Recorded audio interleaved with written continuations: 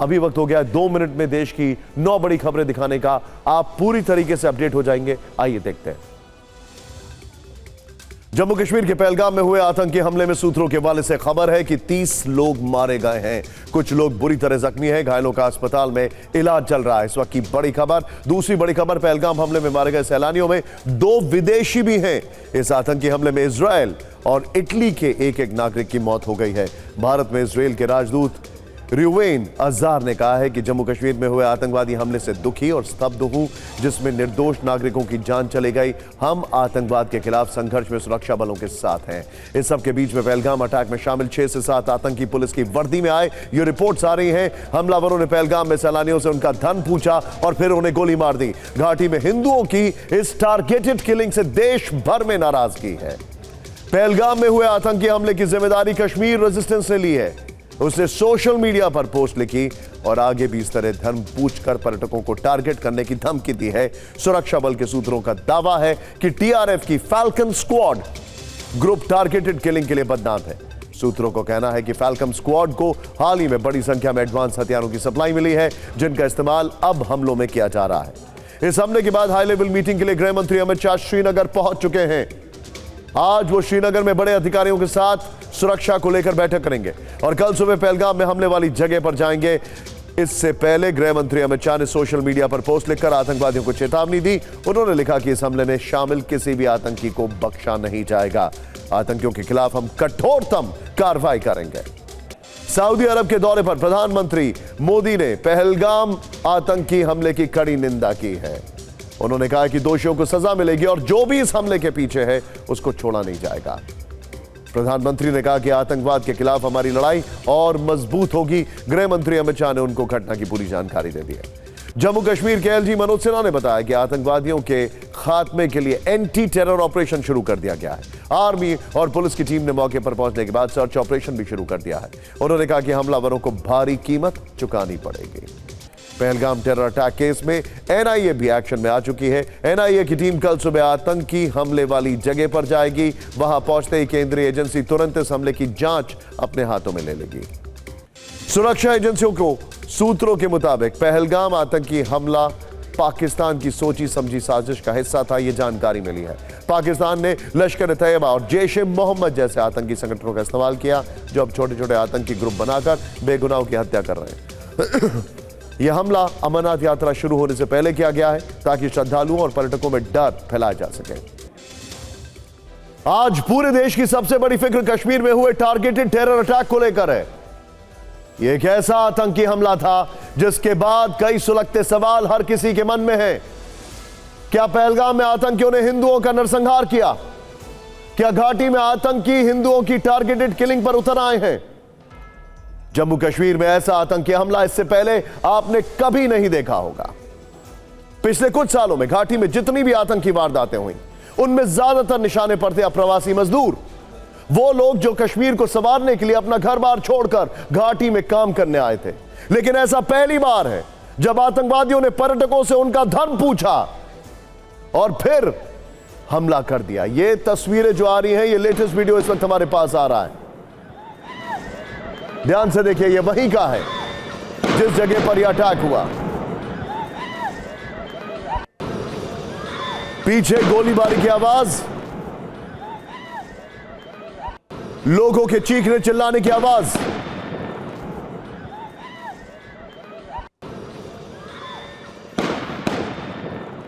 ध्यान से देखिए तस्वीरें जो मैं आपको दिखा रहा हूं, हम इसी के बारे में आपको इंफॉर्मेशन देने जा रहे हैं।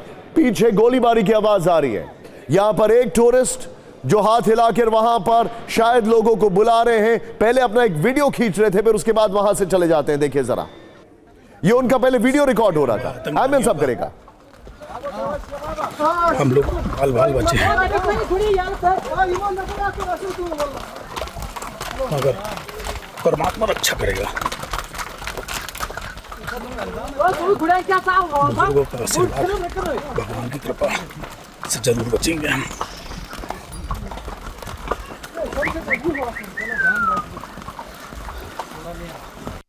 यहाँ पर अटैक हुआ आतंकवादियों का,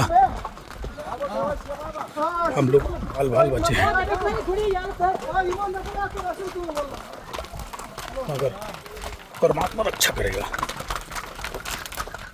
जिस तरीके से आवाज आ रही है, ये इंसान एक घोड़े पर बैठा हुआ दिखाई दे रहा है, क्योंकि जिस घाटी में ये डिटेलिंग हम आपको देने वाले हैं, जहां पर यह हमला हुआ है, वहां पर पहुंचने के दो रास्ते हैं, या तो पैदल या घोड़े पर जा सकते हैं। और ये देखिए, ये वीडियो रिकॉर्ड करके बोल रहे हैं कि बुजुर्गों का और परमात्मा का आशीर्वाद है कि हम बच गए, पीछे आतंकवादी हमला हुआ। ये देखिए, ये वो जगह है जहां पर हम आपको दिखा रहे हैं। सूत्रों के अनुसार यह पहली बार है जब पर्यटकों की हिंदू पहचान जानने के बाद गोली मार दी गई। ये तस्वीरें हम आपको दिखा नहीं सकते हैं किस तरीके से टारगेटेड किलिंग हुई। ये अभी के लेटेस्ट विजुअल्स हैं राहुल, हम चाहें तो इसमें फर्स्ट ऑन TV9 दिखा सकते हैं थोड़ी देर में। इतना ही नहीं, बल्कि सूत्रों का कहना है कि इस हमले में भीड़ में शामिल दूसरे मजहब के लोगों को आतंकियों ने बख्श दिया है। सूत्रों से मिली जानकारी के मुताबिक पहलगाम के आतंकी हमले में 30 पर्यटकों की मौत हो गई है। इनमें 2 विदेशी नागरिक थे और बाकी सब हिंदू। इसीलिए आप ये कह सकते हैं कि 90 के खूनी दशक के लंबे अरसे बाद ये घाटी में हिंदुओं का नरसंहार है। एक चश्मदीद के अनुसार, ध्यान से सुनिएगा, गोली चलाने से पहले आतंकी ने एक पर्यटक से पूछा, तुम्हारा नाम क्या है, मजहब क्या है। इसके बाद आतंकियों ने आपस में बात की और कहा कि ये शायद मुस्लिम नहीं है। इसके बाद आतंकी ने पर्यटक को गोली मार दी। इस फायरिंग में राजस्थान के एक सैलानी की वहीं पर मौत हो गई, पॉइंट ब्लैंक रेंज। ये देखिए, इस वक्त तस्वीरें हम आपको दिखा रहे हैं। हाई लेवल मीटिंग चल रही है, मुख्यमंत्री और गवर्नर के साथ गृह मंत्री अमित शाह, राजभवन में यह बैठक चल रही है। और इस बैठक के बाद साफ तौर पर एक बड़ा एक्शन जो है वो ऑलरेडी डिक्लेयर किया जा चुका है कि बड़ा एक्शन होगा, लेकिन यहां पर यह बैठक चल रही है। एक चिंताजनक खबर, इस बैठक के तुरंत बाद अब भारत की सरकार और लोकल गवर्नमेंट एक्शन में आ चुकी है। जो हम आपको बता रहे थे, सैलानियों ने क्या कहा, गोली मारने के बाद पुलिस की वर्दी में आए आतंकी वहां से भाग निकलते हैं।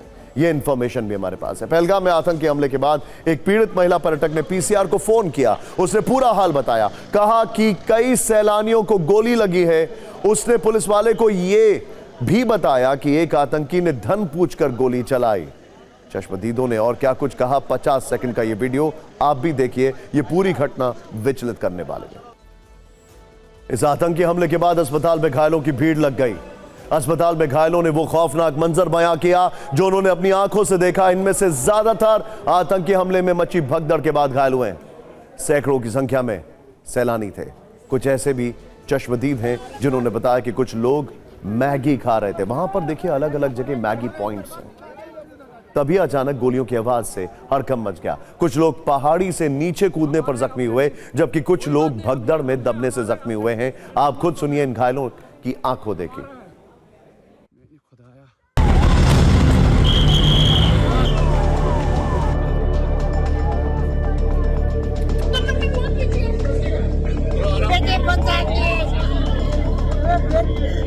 हमें भी बिल्कुल उन घायलों में है जो कि पहलगाम बाईसरन इलाके में जो है कह सकते हैं कि उस मिलिटेंट हमले में घायल हुए हैं। और निसंदेह वहाँ पे घायलों की एक संख्या ऐसी भी है जो कि वहाँ पे भगदड़ मचने, यानी गोलियों के आवाज़ के बाद जो है भगदड़ मचने की वजह से भी घायल हुई है।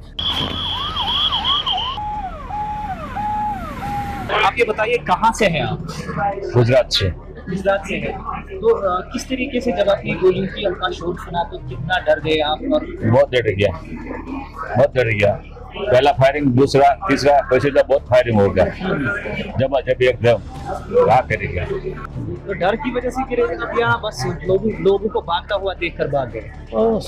तो सब लोग घूम रहे हैं तो हम घूम रहे हैं। हाँ। इसके लिए थोड़ा गिर गया, 5 बार गिर गया। काफी गोलियां चल रही थी और लोग एकदम से अंधाधुंधी दौड़ते हुए हमारी तरफ आए। तो ऐसे दौड़ रहे थे, मेरे सामने जैसे दौड़ते हुए आए पब्लिक, उसमें से एक लेडी गिरी, उसके ऊपर से लोग कूदते हुए उसके ऊपर से चल के आ गए।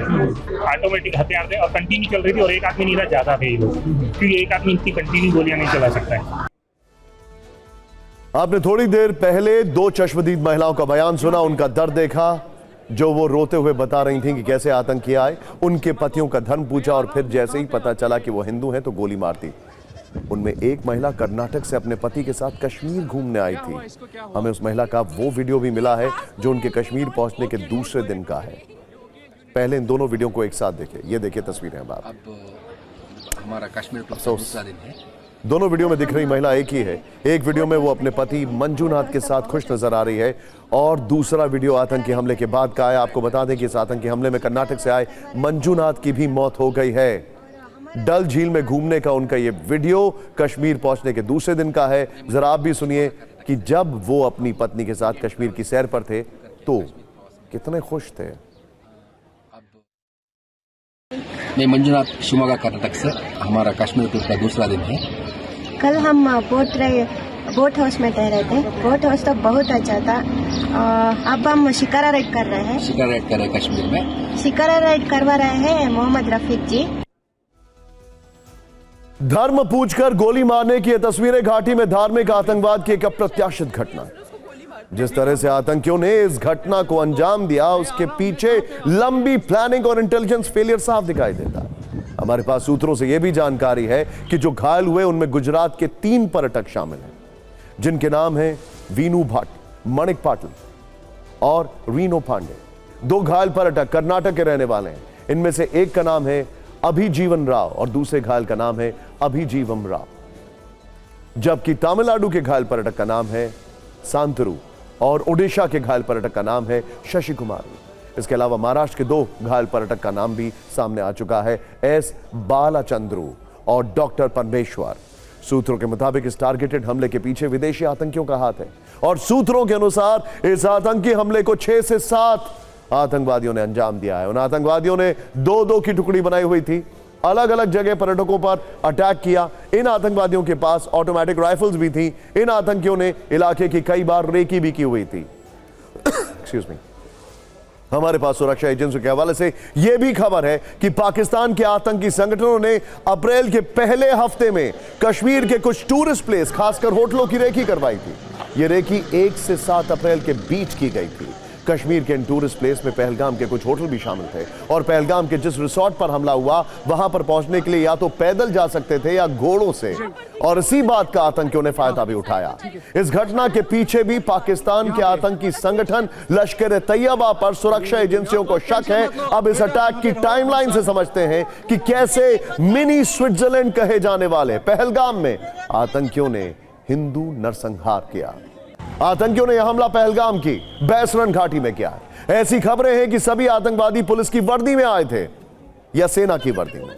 उनका टारगेट बाहर से आए टूरिस्ट थे। हमले के बाद सुरक्षा बलों ने सर्च ऑपरेशन चलाया। हेलीकॉप्टर से आतंकियों की तलाश अब भी जारी है। पूरे इलाके की घेराबंदी कर दी गई है। इसके अलावा सीआरपीएफ की अतिरिक्त क्विक रिएक्शन टीम भी मौके पर तैनात की गई है। बैसरन घाटी में जिस जगह पर हमला हुआ उसे बेताब घाटी भी कहते हैं। कहा जाता है बेताब फिल्म की शूटिंग यहीं पर हुई थी और हमला करने के लिए आतंकी जिस इलाके से आए वो अपनी पाइन ट्रीज यानी चीड़ के जो पेड़ हैं उसके लिए मशहूर है। कहते हैं कि यहीं पर 80 के दशक में कई बॉलीवुड फिल्मों की शूटिंग हुई थी।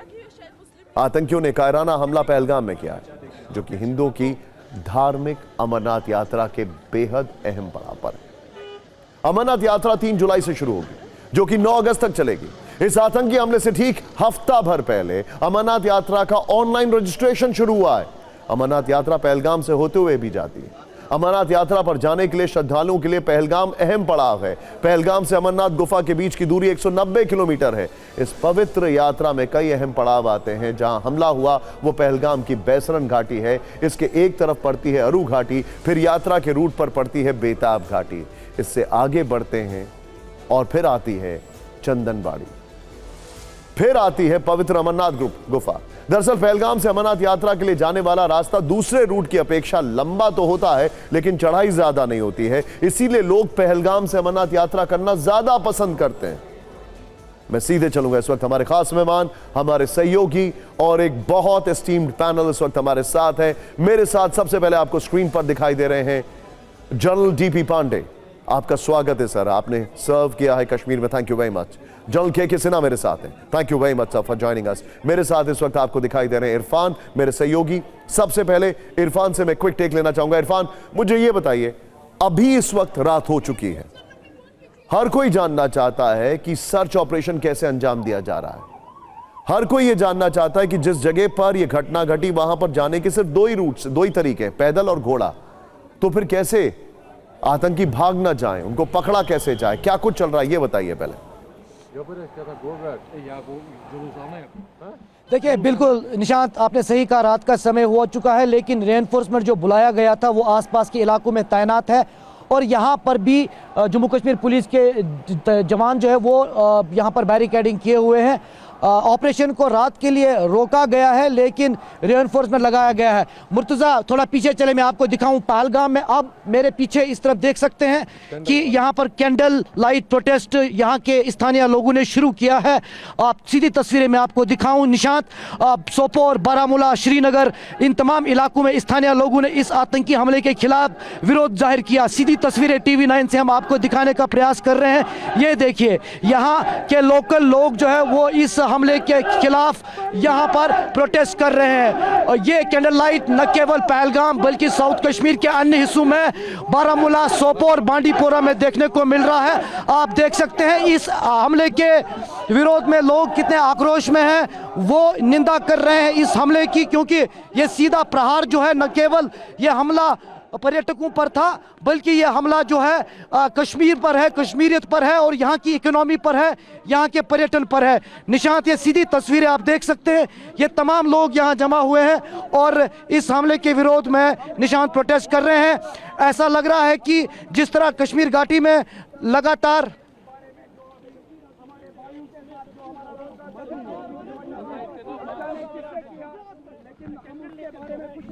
ठीक है, आप यहां पर इरफान, मैं आपके पास वापस आऊंगा, मैं सीधे चलूंगा यहां पर। जनरल DP पांडे मेरे साथ हैं। सर, सेंट्रल इंटेलिजेंस यूनिट हम सब जानते हैं किस तरीके से वो काम करता है। कार्गो हम सब जानते हैं किस तरीके से वो काम करता है लोकल इंटेलिजेंस लेवल पर। इतनी बड़ी घटना हो गई सर, और ये बहुत बड़ी घटना है। हम सबको पता है कि बर्फ पिघलने के बाद ऐसा कुछ हो सकता था। आपको इसमें सबसे बड़ा फेलियर क्या दिख रहा है? देखिए निशांत, पहली बात है बहुत ही कायराना हरकत है और पाकिस्तान आर्मी और उसकी जो इस्टेब्लिशमेंट है वो ये जानी जाती है कि एक अनआर्म्ड सिविलियन जिसके पास में कोई हथियार ना हो या कोई ऐसा फोर्स हो जिनके पास में कोई लोग हो ना, इनोसेंट्स के ऊपर अटैक करने के बहुत काबिल हैं। आपको पता ही है कि 71 के टाइम पे बांग्लादेश के अंदर, आज की तारीख में बलोच में, गिलगित बल्तिस्तान, सिंध, अपने खुद पाकिस्तानियों के ऊपर हमला करने के लिए वो हमेशा तत्पर रहते हैं। जहाँ पर कोई सुगठित फौज होती है उनके साथ में वो हिम्मत नहीं लेते हैं लड़ाई लड़ने का। तो पहली बात एक तो इनकी ये स्ट्रैटेजी रही है हमेशा। सेकंड इज़ आपके आज की तारीख में जियोपॉलिटिकल सिचुएशन देखें। आज JD वैंस हमारे पास आ रखे हैं, हमारे प्राइम मिनिस्टर आज सऊदी अरेबिया गए हुए हैं। कुछ हालात जो बांग्लादेश के हैं ये, और हमारी जो प्रगति है और जो टूरिज़्म की कार्रवाई है, इंफ्रास्ट्रक्चर डेवलपमेंट की कार्रवाई है, अभी रेलवे हमारी वहाँ पे कनेक्ट हुई है, कई सारी चीज़ें जो हमारा दुश्मन है, और हमारा जो दुश्मन उस पार है वही नहीं, हमारे जो कुछ देश के दुश्मन हैं, ये सब चीज़ें बिना उनके सपोर्ट के नहीं होती है। ये दोनों तरीके की जो चीज़ें हैं वो इन सब चीज़ों से घबराए हुए हैं। ये क्या हो रहा है, इनफैक्ट जो कश्मीरी आज की तारीख में, जम्मू कश्मीर के जो आवाम है वो आज की तारीख में पीस से इतनी वाकिफ़ हो गई है कि वो डिस्टर्बेंस नहीं चाहती है, और ये सारी चीज़ें उन सब चीज़ों को ब्रेक करने के लिए कार्रवाई हो रही है। और इसका एक लॉन्ग टर्म स्ट्रेटजी में पहले भी कई बार मुझसे यहाँ पर कई मैं आपसे डिबेट के अंदर लिबर्टी सर, मैं आपको बीच में इंटरजेक्ट करने के लिए माफी चाहूंगा। ये जो विजुअल्स हमारे देख रहे हैं हमारे दर्शक, ये विजुअल्स हैं कश्मीर घाटी में, वहां पर जहां पर अटैक हुआ वहां पर लोकल्स जो हैं वो विरोध कर रहे हैं आतंकियों का। Please go ahead Pandey sir.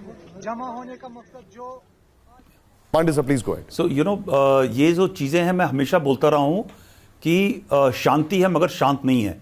It is peaceful but there is no peace in Kashmir as of now. जो ये 100 साल का वहाँ पे गदर है वो आप समझते हैं कि 4 साल के अंदर सब ठीक हो जाएगा, बहुत ही गलत फहमी है। अनफॉर्चुनेटली जो हमारा देश है, हमारी जो देश की इस्टेब्लिशमेंट है, हमारे खुद के लोग, हम बहुत जल्दी छोटी सी सक्सेस के अंदर बड़े खुश हो जाते हैं, मगर जो हमारा दुश्मन है वो लंबी दूरी का गेम से खेलता है, वो हज़ारों साल की बात करता है। Unfortunately we have also become laxed and I think one can keep on saying कि it's intelligence failure. I am very sure जो हमारे जो देश के जो इंट नेटवर्क वाले हैं, CIU वाले हैं, सेंट्रल इंटेलिजेंस वाले हैं, लोकल स्टेट इंटेलिजेंस की पुलिस वाले हैं, उनको सब कुछ पता होता है। मगर ऐसी हालत के अंदर जो जंगल का इलाका है जहाँ पर आप एक जैसे ही लोगों के साथ में थोड़ा सा सख्ती से बर्ताव करने लगते हैं तो उस टाइम पे तुरंत एक पॉलिटिकल इस्टेब्लिशमेंट खड़ा हो जाता है कि देखिए आप हमारे लोगों के साथ सख्ताई हो रही है, ये सब चीज़ें गलत हो रही हैं। तो ऐसे हालत के अंदर एक इस तरह के हादसे को कामयाब करना काफ़ी आसान हो जाता है हमारे दुश्मन के लोगों के लिए। तो मुझे यकीन है कि ये जो लोग हैं ये पकड़े जाएंगे, मारे जाएंगे, न्यूट्रलाइज होंगे जहाँ के भी लोग हैं। मगर एक आपके चैनल के थ्रू मैं अपनी जो गवर्नमेंट है या हमारे जो इनके लोग हैं उनको ये मैं बताना चाहता हूँ कि ये जो इंसिडेंट है एक वो डिवीजन करने के लिए है, वो इकोनॉमी पे हर्ट करने की शायद हो चाहे नहीं हो, ठीक है, मगर ठीक हमारे जो कश्मीर की एक आम जनता है जो काफ़ी पीसफुल है जी, वो इन सब चीज़ों को नहीं चाहती है। उनके साथ और हमारे देश के बाकी नागरिकों के साथ में एक अलग धारणा पैदा करने के लिए एक बिल्कुल अच्छी सोची समझी चाल है और हमको उस चाल के अंदर फंसना नहीं चाहिए। अंडरस्टूड। इसलिए जो धर्म की बात है वो इस टाइम पे उठाए। और आप ये भी याद रखिए कि वो ये जो टेररिस्ट है वो धर्म नहीं देखता, मगर इस टाइम पे उसने धर्म देखा है ताकि एक डिवाइड एंड रूल की जो पॉलिसी हमारे लेकिन सर इंटरेस्टिंग बात क्या है कि टेररिस्ट ने धर्म देखा है और लेकिन जो वहां के लोकल्स हैं वो धर्म नहीं देख रहे हैं। उनको लग रहा है कि एक फ्लरिशिंग इकोनॉमी को ये धक्का लगाने की कोशिश है। और मैं ये जानना चाहता हूं कि द रेजिस्टेंस फ्रंट को कश्मीर से कितनी रेजिस्टेंस इंटरनल इंप्लोजन के तौर पर मिलेगी, ये मैं सवाल पूछूंगा पांडे सर आपसे भी और सेना सर से भी। लेकिन यह आतंकी घटना अपने साथ कई सवालों को लेकर आई है जिसका एक हिंट मैंने आपको अभी अभी दिया है। ध्यान से देखिए, सूत्रों के अनुसार पहलगाम के जिस इलाके में हमला हुआ वो इलाका ज्यादातर स्थानीय पुलिस की निगरानी में रहता है। फिर पुलिस की वर्दी में घूम रहे 6 से 7 आतंकियों को पहचान पाने में जम्मू कश्मीर की पुलिस नाकाम क्यों रही है? वो ऑटोमेटिक राइफल्स लेकर दिन के उजाले में भीड़ भाड़ वाले इलाके में घूमते रहे और किसी भी पुलिस वाले की नजर उन पर कैसे नहीं पड़ी? ये सवाल है, बहुत बड़े सवाल है। ये जांच का विषय है और अब पूरे ऑपरेशन को आर्मी लीड कर रही है। वहीं खबरें यह भी आ रही हैं कि इस आतंकी हमले की जिम्मेदारी पाकिस्तान समर्थित आतंकवादी संगठन टीआरएफ या कश्मीर रेजिस्टेंस या द रेजिस्टेंस फ्रंट ने ली है। आतंकवादी संगठन कश्मीर रेजिस्टेंस /TRF ने सोशल मीडिया पर दावा किया है कि वो बाहर से आने वाले पर्यटकों को आगे भी मारते रहेंगे। तो इन आतंकवादियों को यह भी जान लेना चाहिए कि अब इनके लिए जहन्नुम के दरवाजे खुल चुके हैं। The doors to hell are open. भारतीय सेना ने मोर्चा संभाल लिया है। इस बीच सऊदी अरब की यात्रा पर गए प्रधानमंत्री मोदी ने थोड़ी देर पहले वहां से बयान दिया। उन्होंने कहा कि इस आतंकी हमले की वो निंदा करते हैं। यह भी कहा कि इस आतंकी हमले में शामिल दहशतगर्दों को छोड़ेंगे नहीं। उन्होंने सऊदी से ही फोन पर गृह मंत्री अमित शाह से बात की। अब आप सिचुएशन की ग्रेविटी और इंडियन गवर्नमेंट का रिएक्शन देखिए, सोचिए ये सारी चीजें कि गृह मंत्री इस वक्त इस घटना के कुछ ही घंटों के अंदर कश्मीर में पहुंच चुके हैं। पीएम ने गृह मंत्री को कश्मीर जाने के लिए कहा। पीएम ने हर जरूरी कदम उठाने के निर्देश दिए। इस हमले के बाद हाई लेवल मीटिंग के लिए थोड़ी देर पहले ही गृह मंत्री अमित शाह श्रीनगर पहुंचे हैं। हमने आपको वहां के विजुअल्स भी दिखाए थे। कल वहां पर वो घटनास्थल पर भी जाएंगे। जम्मू कश्मीर में सुरक्षा को लेकर समीक्षा बैठक करेंगे। इससे पहले उन्होंने एलजी मनोज सिन्हा और जम्मू कश्मीर के सीएम ओमर अब्दुल्ला से फोन पर बातचीत की। दिल्ली में एक आपात बैठक भी बुलाई। बैठक में सीआरपीएफ डीजी, जम्मू कश्मीर के डीजी और सेना के अधिकारी वीडियो कॉन्फ्रेंसिंग के जरिए जुड़े। इस दौरान गृह मंत्री अमित शाह ने सोशल मीडिया पर पोस्ट लिखकर आतंकवादियों को चेतावनी दी है। लिखा कि आतंकी हमले में शामिल लोगों को बख्शा नहीं जाएगा। आतंकियों के खिलाफ हम कठोरतम कार्रवाई करेंगे। गृह मंत्री अमित शाह ने अपनी पोस्ट में इस बात का भी जिक्र किया कि घटना की पूरी जानकारी पीएम को दे दी गई है। वहीं लोकसभा में नेता विपक्ष राहुल गांधी ने इस हमले को निंदनीय और दिल दहला देने वाला बताया। हालांकि इसमें उन्होंने एक पॉलिटिकल एंगल भी लिया। सीएम ओमर अब्दुल्ला ने कहा कि पहलगाम हमला हाल के वर्षों में नागरिकों पर किए गए किसी भी हमले से कहीं बड़ा। उन्होंने आतंकवादियों की तुलना जानवरों से की है।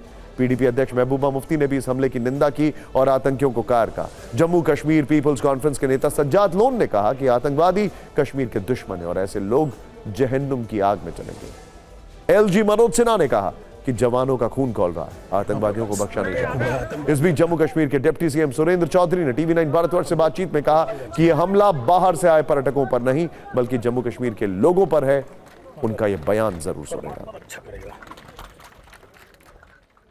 जिस तरीके से टेरर अटैक हुआ है पहलगाम में, क्या कहेंगे? इसको स्ट्रांगली कंडेम्ड करते हैं और कोई ये सोचेगा कि हम ये छोटी छोटी हरकतें करने से जम्मू कश्मीर को या हिंदुस्तान को कमज़ोर कर लेंगे, नहीं कर पाएंगे। हिंदुस्तान का जम्मू कश्मीर का भाईचारा बहुत मजबूत है और जो लोग ये साजिशें रच रहे हैं उनको ये जान लेना चाहिए कि इतने साल कितने हमारी सिक्योरिटी फोर्सेज की कुर्बानियाँ लगी हैं, लेकिन कहीं हमारे सिक्योरिटी फोर्सेज कमज़ोर नहीं हुए और ना ये देश कमज़ोर हुआ ना जम्मू कश्मीर। मुख्यमंत्री रवाना हो चुके हैं। मैंने वही कहा कि ये आप यहाँ से हिसाब लगा लें कि ऑनरेबल सीएम साहब का, उमर अब्दुल्ला साहब का कितना कंसर्न है अपने लोगों के लिए कि कल वो पूरा दिन बनहाल में थे और आज भी पूरा दिन वो वहाँ पे रामबन में रहे, क्योंकि वहाँ भी त्रासदी है और बहुत बड़ा नुकसान हुआ है। और जैसे ही उनको पता चला कि टूरिस्ट के ऊपर हमला हुआ है, उसी समय वो कश्मीर निकल गए हैं। मैडम स्कीना जी भी वहाँ हॉस्पिटल में पहुँच गई हैं, उनको ऑनरेबल सीएम साहब ने डायरेक्ट किया कि आप वहाँ पहुँचिए।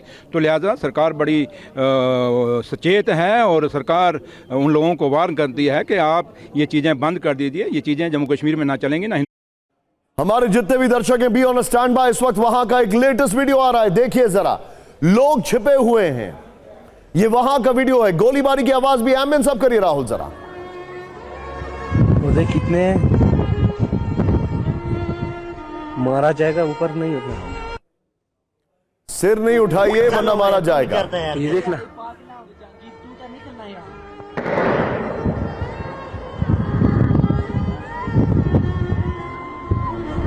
उधर मुराम नीचे जाएंगे। रुक रुक रुक रुक, चलो मुराम जाएंगे। रुक रुक एक मिनट। और कहाँ निकलेगा यहाँ से? उठ मत, उठो ऊपर मत, अभी उठ। देख उधर लाशें देख कैसे है नीचे, उधर कितने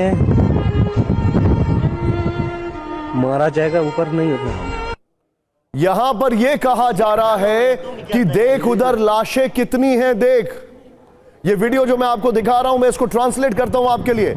देख उधर लाशें कितनी हैं, देख। रुक रुक रुक, उधर देख कितनी लाशें हैं वहां पर। आगे बताया जा रहा है कि जो सिर उठाया जाएगा, जो सिर उठाएगा मारा जाएगा। उधर लाशें देख कैसे है नीचे।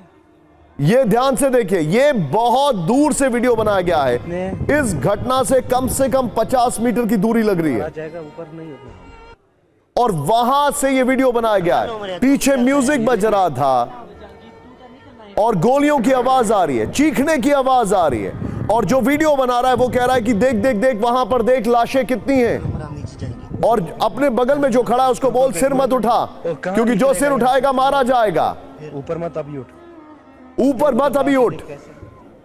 ये वीडियो वहां से आ रहा है। मैं सीधे चलूंगा, यहां पर हमारे खास मेहमान जल के सिन्हा हमारे साथ जुड़े हुए हैं। सिन्हा सर, इंडियन आर्मी का रिएक्शन और रिस्पांस कितने घंटे में, कैसे, और ओवरऑल पाकिस्तान को रिस्पांस, आपका असेसमेंट क्या कहता है? हमारा ट्रैक रिकॉर्ड बहुत अच्छा है, हमारा जवाब देने का तरीका भी बहुत मजबूत है।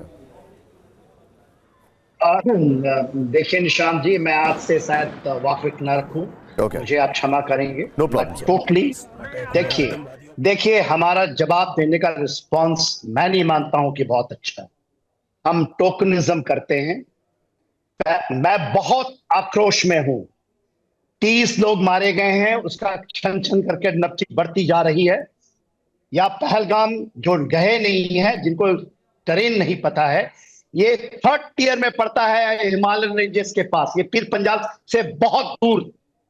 वहां पर आप टेररिस्ट कहते हैं, मैं जिहाद कहता हूं। सबसे पहला तो हम डिफाइन ही नहीं कर रहे हैं कि टेररिज्म है, कि जिहाद है। चुन चुनकर लोगों को मारना।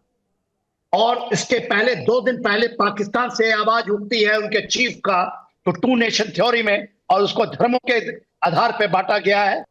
यदि हमारी रिस्पांस मैंने तकरीबन 40 साल 37 ईयर्स एक्टिव सर्विस की है, हमारी रिस्पांस बहुत पुअर है। We only do tokenism. Total, आपने सवाल किया था ना इसके पहले, ये क्या फिर टोटल फेलियर स्टेट गवर्नमेंट का। यदि हमारे पास गट्स है, you can't do this with a nation. आप नहीं कर सकते ऐसा, इस तरह की। आप पहलगाम, मैंने पहलगाम में हमारी हाई एल्टीट्यूड वॉरफेयर स्कूल हुआ करती थी। एज ए सेकंड लेफ्टिनेंट मैंने वहां ट्रेनिंग की है 3 साल, और बहुत लंबे समय तक देखा है। उस इलाके में यदि टेररिस्ट आता है तो ये, और हम उसको टेररिस्ट कहते हैं, ये जिहाद है साहब, जिहाद। ये वहां कैसे पहुंचे लोग? ये किश्तवाड़ यदि आप समझते हैं, या पुलवामा आप समझते हैं, या श्रीनगर, उसके काफी डीप है। यहां पर यदि टेररिज्म पहुंचता, आप टेररिज्म कहते हैं, मैं जिहाद पहुंचता हूं, ये बहुत बड़ा। और क्या वर्दी पहना है, फौज की वर्दी और पुलिस की वर्दी। Total failure of intelligence.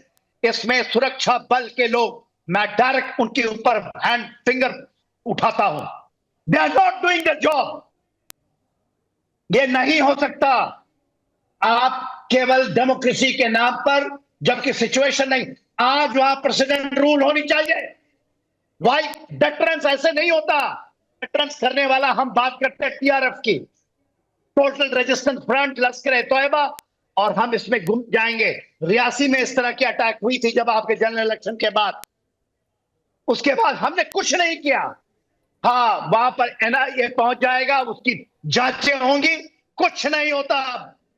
ये एब्सोल्युटली हमारे लिए निकम्मापन है। हम उन आड़ों में बैठे हुए हैं। आप अभी भी हमारा सीज़फायर होल्ड कर रहा है पाकिस्तान के साथ, पूरे वहां पर कैंप पे चल चुकी हुई है। हालत वही हो गया 2019 का नहीं, 2016 से भी बदतर है ये। तो अब क्या ये कहते हैं कि आज रात सारी बंदूकें खोल देनी चाहिए, सीज़फायर तोड़ देना चाहिए? साहब यदि आप तो डेली कवर करते हैं इजराइल, मिडिल ईस्ट, आप करते हैं डेली में, आप चलाते हैं क्या हो रहा है वहां पर रशिया में, क्या हो रहा है यूक्रेन में। साहब ऐसे नहीं होती है। 7 अक्टूबर से भी ज्यादा ये, और कोई अभी आप दिखा रहे थे नेताजी को, वो कहते हैं छोटी छोटी घटनाएं होती रहती हैं। ये हमारी देश की ये है, हमें सुनना पड़ता है ये। अंडरस्टूड सर, आई अंडरस्टैंड आप जो कह रहे हैं, लेकिन मैं बहुत आघात हूं। I got it, नहीं sir. होता। I got it.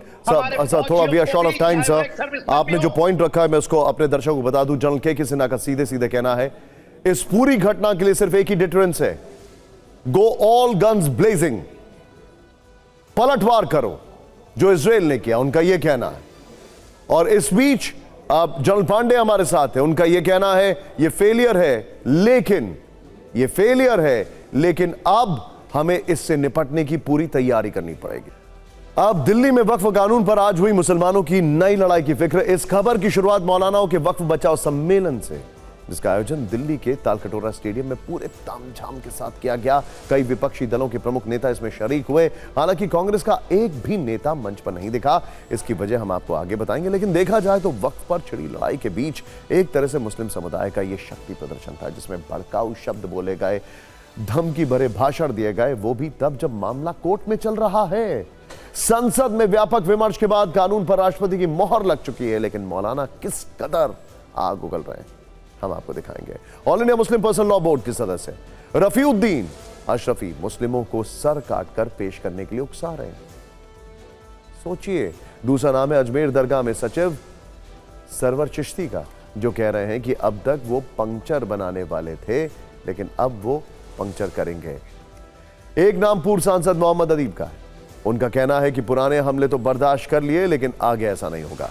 Indian National League Mohammed Suleman ने दावा किया है कि आगे क्रांति आएगी जो इन जालिम ताकतों को बहा कर ले जाएगी। Excuse me.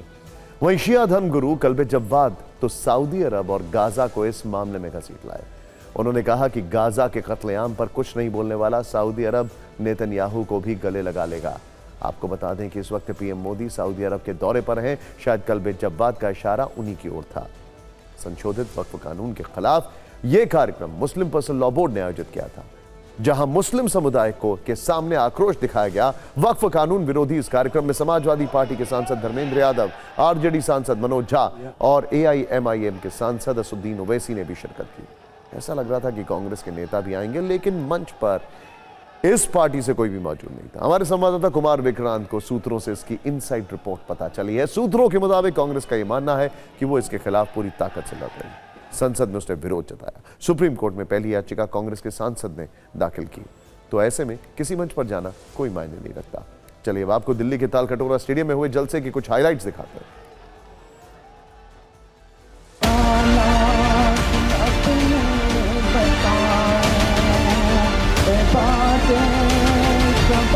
और एक क्रांति आएगी, जो क्रांति इन फिसाइयों को बहाकर इंशाअल्लाह बहा कर ले जाएगी, और ये कामयाब होने वाले नहीं। अगर तुम्हारी बच्ची पर कोई बात आ जाए कि उठाकर लोग ले जाने वाले हों, तुम्हारे घर पर कोई बात आ जाए कि तुम्हारे घर को लोग तबाह करने के लिए आ जाएं, तो तुम क्या करोगे?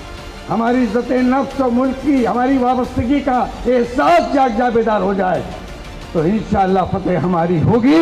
अब सर पे कफन बांध लिया है।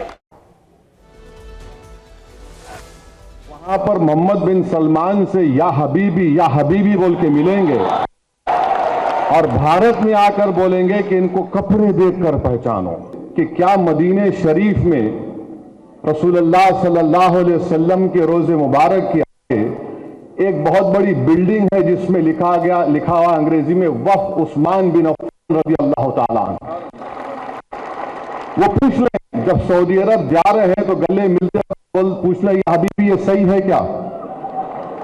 वक्फ बिल जब पेश हो रहा था तब भी खिलाफ थे, अभी जब वक्फ बिल आया तब भी हम लोगों ने वोट कर करके खिलाफत की उसकी।